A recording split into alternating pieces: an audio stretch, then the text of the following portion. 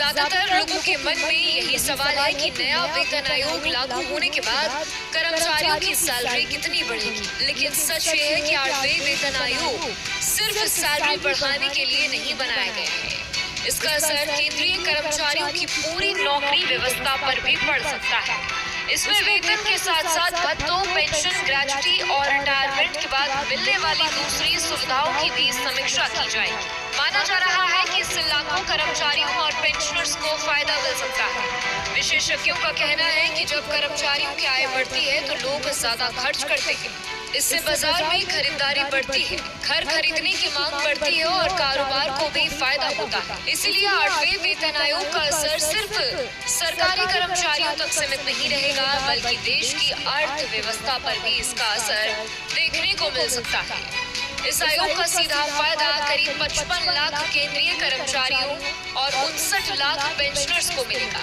इसके अलावा करोड़ों परिवार, उद्योग और राज्य सरकारें भी इससे किसी न किसी तरह प्रभावित होंगी। HRA भी इस बार चर्चा का बड़ा विषय है। HRA कर्मचारियों की बेसिक सैलरी के आधार पर तय होता है। अगर 8वें वेतन आयोग में बेसिक सैलरी बढ़ती है तो HRA भी बढ़ सकता है। हालांकि इसकी अंतिम राशि सरकार के तय किए गए फिटमेंट फैक्टर और कर्मचारी किस शहर में तैनात है इस पर निर्भर करेगी। आयोग अपनी अंतिम रिपोर्ट तैयार करने से पहले कर्मचारियों के संगठनों, पेंशनर्स और दूसरे संबंधित लोगों से सुझाव भी ले रहा है। इसी सिलसिले में हाल ही में भुवनेश्वर और कोलकाता में बैठकें हुई, जहां अलग-अलग मुद्दों पर चर्चा की गई। केंद्र सरकार ने आयोग को वेतन, भत्तों, पेंशन, ग्रेजुटी और दूसरी सेवा शर्तों की पूरी समीक्षा करने की जिम्मेदारी दी है। इस बार सभी भत्तों की जांच की जाएगी। कुछ भत्तों के नियम आसान हो सकते हैं, कुछ में बदलाव हो सकते हैं और जरूरत पड़ने पर कुछ भत्तों को एक साथ भी जोड़ा जा सकता है।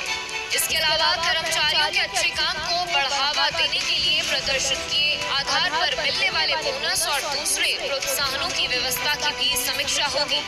यानी भविष्य में अच्छा काम करने वाले कर्मचारियों को ज्यादा फायदा मिल सकता है। आयोग NPS, UPS, पेंशन और रिटायरमेंट के समय मिलने वाली ग्रेजुटी जैसे मामलों पर भी खास ध्यान देगा। साथ ही निजी कंपनियों और सरकारी उपक्रमों से मिलने वाली सैलरी और सुविधाओं की भी तुलना